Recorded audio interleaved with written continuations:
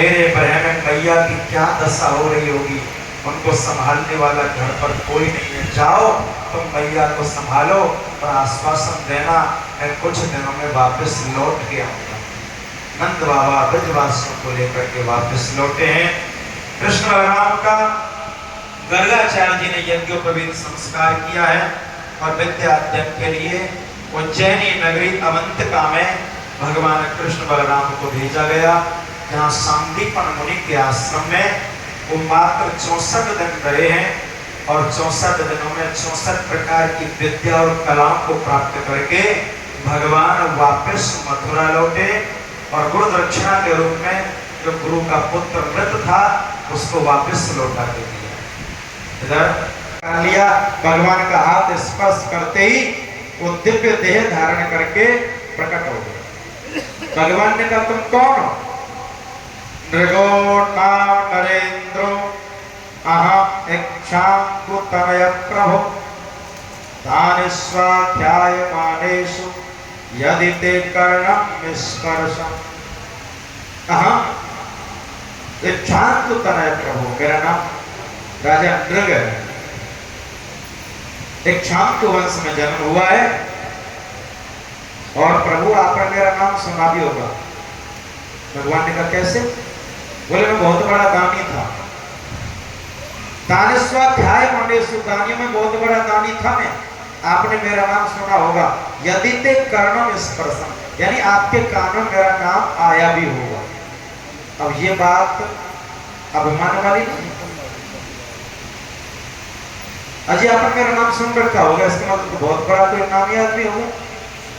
मैं सबसे बड़ा दानी था और दान देने के कारण में ख्याति प्राप्त हो गया। भगवान बोले तो दानी जी फिर गिरगिट कैसे बन गए? बोले प्रभु थोड़ी सी गलती हो गई थी, इस वजह से बन गए। थोड़ी सी क्या गलती हो? बोले बस दान देने में थोड़ा मिस्टेक हो गया। और देखो दान की एक मर्यादा होती है, दान देने की मर्यादा है। दान कैसे दिया जा रहा है, उस समय आपका विचार कैसा है, उस समय आपका व्यवहार कैसा है, उस समय आपका मन क्या कह रहा है। अगर वहां फर्क आ गया वो दान आपको लाभ नहीं देगा। दान प्रसन्नता से दिया जाता है, दान प्रसन्न होकर के दिया जाता है, दान किसी के कहने से नहीं दिया जाता। दान जो अपने मन की प्रसन्नता है, और दान ऐसी चीज का दिया जाता है जिसे देख करके हम प्रसन्न हो जाए। अगर हम प्रसन्न है ना तो ही लेने वाला प्रसन्न होगा। लेकिन आजकल जो घर में काम नहीं आ रही उसे दान दे दो जी। जब हमारे काम की ना है वो चीज तो लेने वाले की क्या काम की रहेगी? सीधी बात है, उस दान को देने से होगा। दान ऐसी चीज का दिया जाता है जो हमें पसंद है तो लेने वाला प्रसन्न होगा, और अगर वो प्रसन्न हो गया तो आपके दान देने का फल आपको मिल जाएगा। नहीं तो भैया दान देने का कोई फल नहीं मिलेगा। दान की बहुत बड़ी महिमा लिखी है महाराज। यहाँ थोड़ी सी मिस्टेक हो गई है और राजा नृग ने कितनी गाय दान करी है। आकाश में तारे कोई गिन सकता है? अपने शरीर में कितने रोग हैं कोई गिन सकता है? जमीन में बालू में कितने कण हैं कोई गिन सकता है? लेकिन इनको गिनना भी कोई चाहे तो गिन ले, लेकिन राजा नृग कह रहा मेरे द्वारा दी हुई गायों को भी गिन नहीं सकता था। इतनी गाय दान करी है मैंने, और इतनी गाय दान करने के बाद भी मुझे गिरगिट बनना पड़ा है क्योंकि मैं दान अमर्यादित हो गया था। मेरा दान तो दिया मैंने, लेकिन दान की मर्यादा भूल गया था। इसलिए भैया दान तो सत पात्र में दिया जाता है, सत बुद्धि से दिया जाता है, सत विचार से दिया जाता है। आजकल दान तो दे रहे हैं खूब लोग, लेकिन वहां दान देने के पीछे कई बार ये भाव आ जाता है। अमेरिका में पहले रुक्मणी के भवन में गए, वहां रुक्मणी भगवान कृष्ण की पूजा कर रही थी। जैसी नारद जी आए, भगवान ने कहा आओ नारद जी। बोले नहीं प्रभु आप पूजा करवाओ जल्दी में थोड़ा। फिर गए जामवती के घर, वो जामवती भगवान के चरण दबा रही है। बोले अभी तो पूजा करवा रहा था, इतनी जल्दी यहाँ आके बैठ गया। फिर इधर सत्यभामा के यहाँ सत्यभामा और भगवान बातचीत कर रहे हैं। भगवान नारद जी ने कहा ये क्या हो रहा है, इतनी जल्दी में जल्दी पहुंच रहा है। कहीं भगवान सो रहे हैं, कहीं भगवान भोजन कर रहे हैं, कहीं भगवान बच्चों के साथ खेल रहे हैं। 16,108 रानियों के एक एक महल में भगवान का दर्शन हुआ है। अब भगवान ने सोचा, नारद जी को भ्रम हो गया था, अब भ्रम हो ही गया तो असली तरह भ्रम करा दो। भगवान ने बस एक कमरा और बना दिया 16,109 और उसमें स्त्री के वेश में भगवान पीताम्बर ओढ़ के खुद बैठ गए अकेले। नारद जी ने कहा कि व्यास 16,108 हुए थे, ये दूसरा कमरे 109वां कमरा कहां से आ गया? तो पता नहीं आजकल में कोई बैठक लाया हो सकता। और नारद जी जैसे ही गए, नारद जी ने देखा अरे यहाँ तो कोई अकेली देवी बैठी।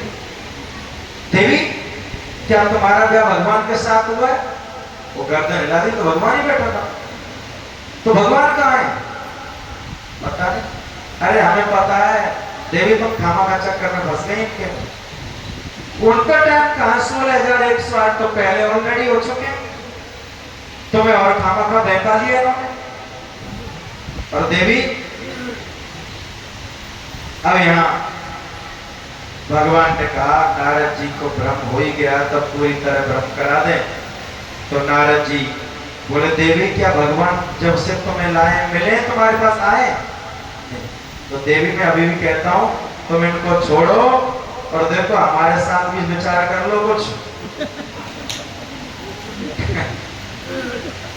और जैसे ही गर्दन हिला दी वो तो भगवान नारद जी की परीक्षा ले रहे हैं।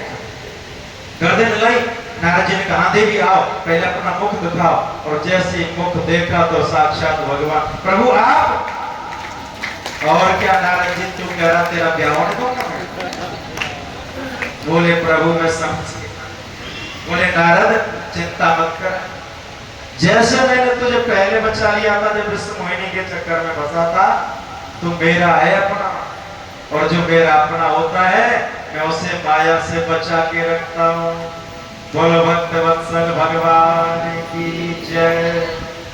इस तरह नारद जी ने भगवान के गृहस्थ चर्या का दर्शन किया है। एक दिन भगवान के पास 2 पत्र आए हैं। एक जरासंध के यहाँ से आया, जो कंस का ससुर था जरासंध। उसने 20,800 राजाओं को बंदी बना रखा था। बंदी राजाओं ने गुप्त रूप से पत्र लिख करके भगवान को भेजा है, हे प्रभु आप हमें बचा लो क्योंकि दुष्ट जरासंध ने हमें बंदी बना लिया, हमारा राज्य छीन लिया है। इधर एक पत्र आया है युधिष्ठिर के यहाँ से। युधिष्ठिर महाराज राजसु यज्ञ करना चाह रहे थे और उन्होंने प्रभु को बुलाया, प्रभु आप आ जाओ मैं यज्ञ करना चाहता हूँ, यज्ञ का आप संपन्न कराओ, कैसे करना है। दोनों पत्र एक साथ आए भगवान के हाथ। भगवान ने सोचा मुझे जाना कहाँ चाहिए। और ऐसी स्थिति अगर हमारे सामने भी आ जाए कभी। एक तो आया है पत्र कहाँ से? जरासंध के यहाँ से आया है, राजा कह रहा हमें छुड़ा ले जाओ। एक आया युधिष्ठिर के यहाँ से हमें मेरा यज्ञ कराओ, यज्ञ में आओ। एक धर्म के यहाँ से पत्र आया धर्म कार्य में, एक आया सांसारिक कार्य।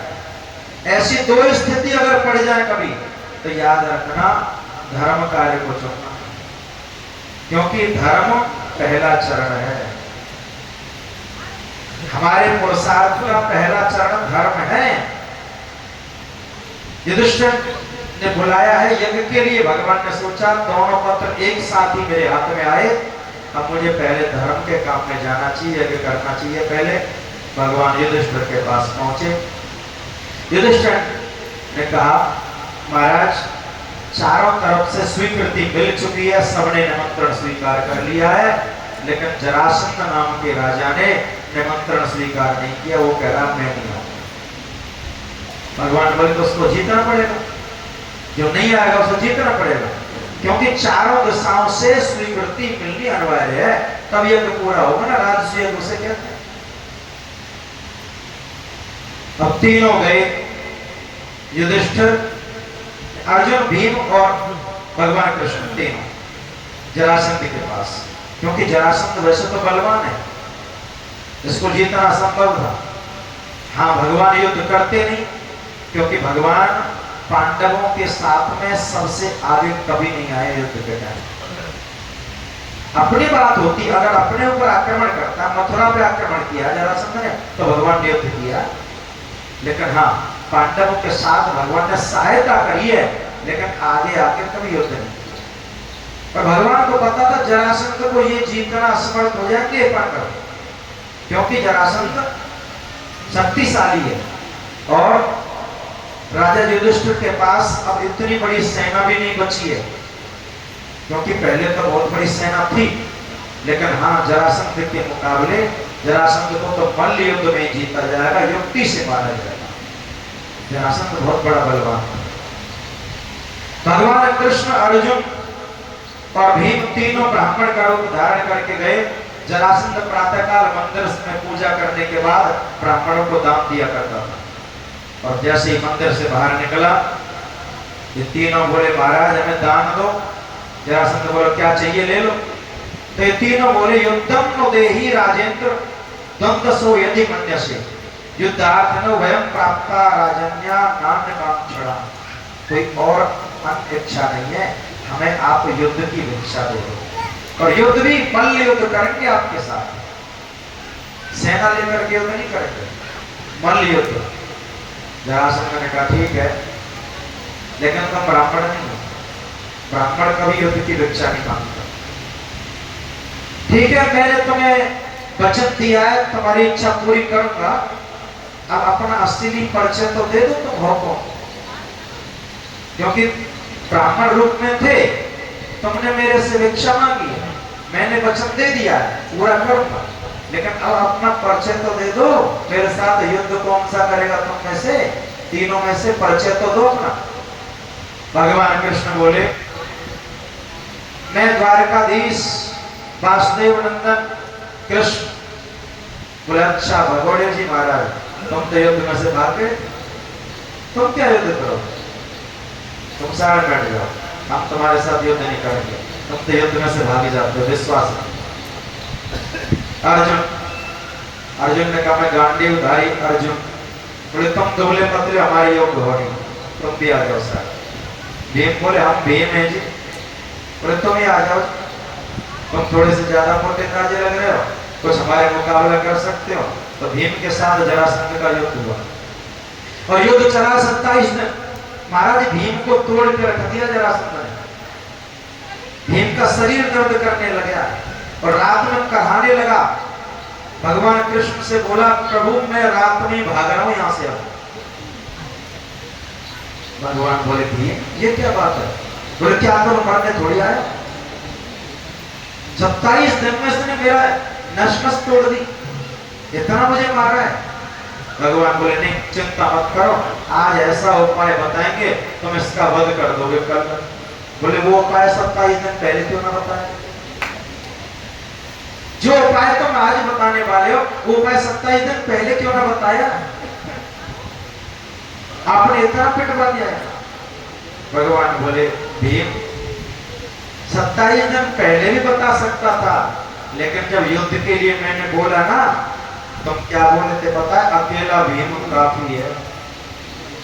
तुम्हें अभिमान हो गया था, तो मैं तुम्हारा अभिमान चूर करना चाह रहा हूं। और जरासंध को मारना कोई खेल नहीं है। कल ऐसा करना तुम्हारा दाग लग जाए ना, तो इसको बीच में से चीर देना और विपरीत दिशा में फेंक देना, मर जाएगा। बोले प्रभु ऐसा क्या है? बोले जरा नाम की राक्षसी ने इसको जोड़ करके जीवित किया था। जरासंध कौन था? एक बृहद्रथ नाम के राजा थे, और इनके कोई संतान नहीं थी, और काशी नरेश की 2 पुत्रियां थी। काशी नरेश की 2 पुत्रियों के साथ इनका विवाह हुआ था। बृहद्रथ नाम के राजा, इनके संतान कोई थी नहीं। तो एक चंद्र कौशिक नाम के महात्मा थे। चंद्र कौशिक महात्मा के पास जरा ये बृहद्रथ पहुंचे हैं। इन्होंने कहा महाराज कोई संतान नहीं है, मेरे कोई पुत्र नहीं है, क्या करूं, मुझे कोई ऐसा उपाय बताओ। तो उस महात्मा ने चंद्र कौशिक ने एक फल दे दिया, आम का फल, ये ले जाओ और अपनी रानी को खिला देना, उसको पुत्र हो जाएगा, भगवान पुत्र। इन्होंने अपनी एक रानी को दे दिया, और रानी थी इनकी दो, दूसरी बोली मुझे भी चाहिए। राजा बोला एक खा लो, कोई से भी ले लो भाई, फल तो एक ही है। और दोनों में इतना विवाद हो गया, दोनों बोले नहीं नहीं हमें दोनों को चाहिए। तो इन दोनों ने आधा आधा फल खा लिया। अब वो फल था एक ही पुत्र प्राप्ति का, अगर पूरा खाया जाएगा तभी पुत्र होगा। इन दोनों ने बांट के आधा आधा खा लिया, तो दोनों को पुत्र तो हुआ, लेकिन बीच में से चिरा हुआ आधा आधा ही हुआ। अब इसका क्या करें, जीवित भी नहीं। तो जरासंध ने उसे कपड़े में लपेट के और बाहर फेंक दिया, और कूड़े में चला गया वो। और कूड़ा जहां डाला है जिसने, वहां एक जरा नाम की राक्षसी रहती थी, उसको गंध आई क्योंकि मनुष्य का शरीर पड़ा हुआ है। इसने जाकर के देखा, जरा नाम की राक्षसी ने कपड़े से बालक को निकाल दिया, ये तो दो है, और इसने जोड़ दिया, मायावी थी, और मंत्र से अभिमंत्रित करके इसे जीवित कर दिया। और इसने सोचा राजा बृहद्रथ के कोई पुत्र नहीं है, मैं उसको दे के आती। और जरा नाम की राक्षसी बृहद्रथ के पास आई, महाराज आपके कोई पुत्र नहीं है, पुत्र ले लो। बृहद्रथ ने जैसे देखा ये तो मेरा ही पुत्र, तो दो थे। बोले मैंने जोड़ दिया, जीवित हो गया, चिंता मत करो, लेकिन एक बात याद रखना, इसको बीच में से कोई खींच के चीर मत देना, और ये मर जाएगा। लेकिन बलवान इतना होगा, बड़े से बड़ा योद्धा भी इसे जीत नहीं पाएगा। ये रहस्य किसी को पता भी नहीं चलना चाहिए, नहीं तो इसे कोई मार देगा। अब ये मैं जानती हूं या आप जानते हो, बस दो के अलावा ये बात कोई न जाने, याद रखना। राजा बृहद्रथ ने कहा ठीक है, लेकिन भगवान तो अंतर्यामी है, भगवान से कोई चीज थोड़ी छुप सकती है। भगवान को ये बात पता था। भगवान ने कहा भीम बीच में से चीरना, विपरीत दिशाओं में फेंकना, मर जाएगा। और भीम ने ऐसा ही किया, जरासंध का प्राणांत कर दिया। बोले जरासंध मर्दन भगवान की